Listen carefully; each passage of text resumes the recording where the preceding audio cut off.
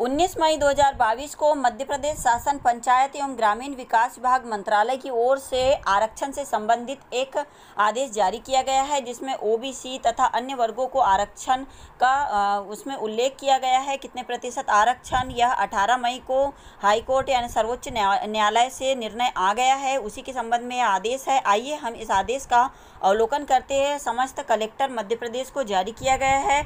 आइए हम इसे समझते हैं।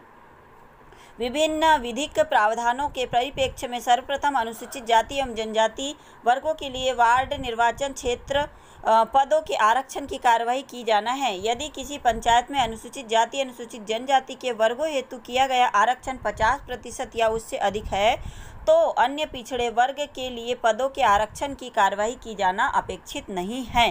परंतु यदि किसी पंचायत में वार्ड निर्वाचन क्षेत्र पद विशेष हेतु अनुसूचित जाति अनुसूचित जनजाति वर्ग के लिए वार्ड निर्वाचन क्षेत्र पदों के आरक्षण में कुल 50% से कम वार्ड निर्वाचन क्षेत्र पद आरक्षित है, तो अनुसूचित जाति अनुसूचित जनजाति वर्ग का कुल आरक्षण 50% से जितना कम है, उस सीमा तक आयोग की अनुशंसा के अनुसार अधिकतम सीमा को ध्यान में रखते हुए अन्य पिछड़े वर्ग हेतु पद स्थान आरक्षित किए जा सकेंगे। आगे हम इसमें बिंदु 3 है, उसे भी समझते हैं। महिलाओं के लिए अन्य वर्गों के अनुसार ही अन्य पिछड़े वर्ग में 50% पदों स्थानों का आरक्षण होगा। उदाहरण के तौर पे यहाँ समझेंगे हम आरक्षण किस पद के लिए कितना है। उदाहरण 1, वार्ड निर्वाचन क्षेत्र अन्य पिछड़े वर्ग के लिए आरक्षण। यदि किसी पंचायत में कुल 10 वार्ड निर्वाचन क्षेत्र है, जिसमें 1 वार्ड निर्वाचित क्षेत्र अनुसूचित जाति वर्ग के लिए तथा 2 वार्ड निर्वाचन क्षेत्र अनुसूचित जनजाति वर्ग के लिए आरक्षित है, इस प्रकार कुल 3 वार्ड निर्वाचन क्षेत्र आरक्षित है, जो कुल वार्ड निर्वाचन क्षेत्रों का 30% है। यदि अन्य पिछड़े वर्ग की जनसंख्या पंचायत में 20% से ज़्यादा है, तो भी अन्य पिछड़े वर्ग के लिए 20% तक अर्थात 2 वार्ड निर्वाचन क्षेत्र चक्रानुक्रम से आरक्षित होंगे, अर्थात 5 स्थान वार्ड निर्वाचन क्षेत्र आरक्षित होंगे। उदाहरण नंबर 2, सरपंच पद हेतु अन्य पिछड़े वर्ग के लिए आरक्षण। यदि किसी खंड जनपद पंचायत क्षेत्र में कुल 60 ग्राम पंचायतें हैं, जिनमें से 10 ग्राम पंचायतें अनुसूचित जाति वर्ग के लिए तथा 5 ग्राम पंचायतें अनुसूचित जनजाति वर्ग के लिए आरक्षित है, इस प्रकार कुल 15 ग्राम पंचायतें अनुसूचित जाति एवं अनुसूचित जनजाति वर्गों के लिए आरक्षित हो गई है, जो कुल ग्राम पंचायतों का कुल सरपंच पदों का 25% है। यदि खंड क्षेत्र में अन्य पिछड़े वर्ग का जनसंख्या प्रतिशत जो है 25% से ज़्यादा है, तो भी अन्य पिछड़े वर्ग के लिए कुल 60 ग्राम पंचायतों के 25% तक अर्थात 15 ग्राम पंचायतों चक्रानुक्रम से आरक्षित होगा। इस प्रकार इस खंड यानी जनपद पंचायत क्षेत्र में कुल 30 ग्राम पंचायतें आरक्षित होंगी।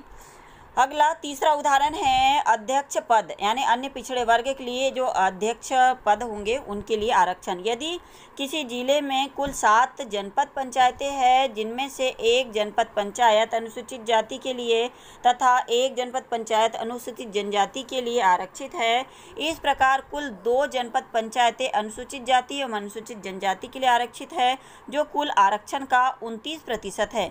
यदि अन्य पिछड़े वर्ग की जनसंख्या 21% है, तब भी जनपद पंचायत अध्यक्ष के लिए 1 पद चक्रानुक्रम से आरक्षित होगा।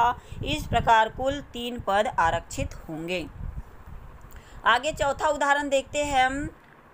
यदि किसी खंड यानी जनपद पंचायत क्षेत्र में कुल 65 ग्राम पंचायतें हैं, जिनमें से 15 ग्राम पंचायतें अनुसूचित जाति वर्ग के लिए तथा 20 ग्राम पंचायतें अनुसूचित जनजाति वर्ग के लिए आरक्षित है, इस प्रकार कुल 35 ग्राम पंचायतें अनुसूचित जाति एवं अनुसूचित जनजाति वर्ग के लिए आरक्षित है, जो कुल ग्राम पंचायतों के कुल सरपंच पदों का 54% है, जो कि आधे स्थानों से अधिक है। ऐसी स्थिति में अन्य पिछड़े वर्ग के लिए कोई स्थान आरक्षित नहीं होगा।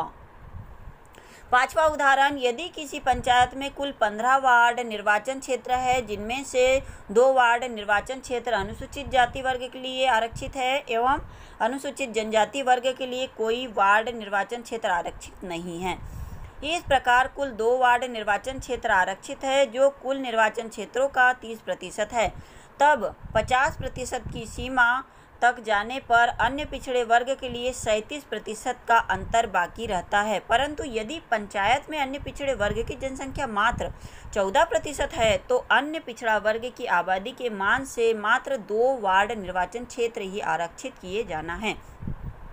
ऐसी स्थिति में अन्य पिछड़ा वर्ग के लिए केवल 2 वार्ड निर्वाचन क्षेत्र ही आरक्षित किए जा सकेंगे, इससे अधिक नहीं। इस प्रकार ऐसे निकाय में कुल आरक्षण 27% ही होगा। छठा उदाहरण हम देखते हैं।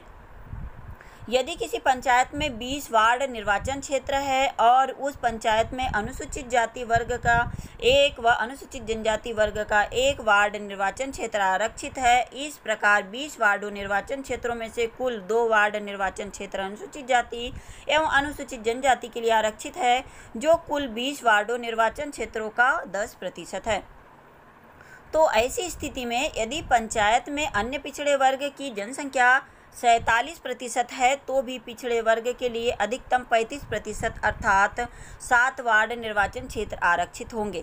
इस प्रकार ऐसी पंचायत में कुल 9 वार्ड निर्वाचन क्षेत्र आरक्षित होंगे और कुल आरक्षण 45% होगा।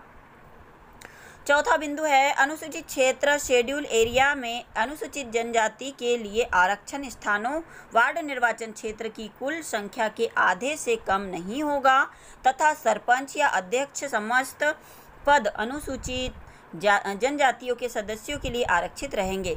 ऐसी स्थिति में माननीय सर्वोच्च न्यायालय के निर्णय के परिप्रेक्ष्य में शेड्यूल एरिया में अन्य पिछड़े वर्गों के लिए कोई भी पद स्थान आरक्षित किया जाना विधि अनुकूल अपेक्षित नहीं होगा। आगे लास्ट पॉइंट है, अतः उपरोक्तानुसार निर्देशानुसार पालन करते हुए अन्य पिछड़े वर्ग के लिए आरक्षण की कार्यवाही की जावे। ये रही आरक्षण के लिए काफ़ी टाइम से डिमांड हो रही थी, मांग उठ रही थी, उसके लिए एक वेरी इंपॉर्टेंट न्यूज, एक इम्पॉर्टेंट आदेश। आई होप आपको ये आदेश पसंद आया हो। अगर आदेश अच्छा लगा हो इसे अधिक से अधिक शेयर करें, लाइक करें। कैसा लगा आपको, क्या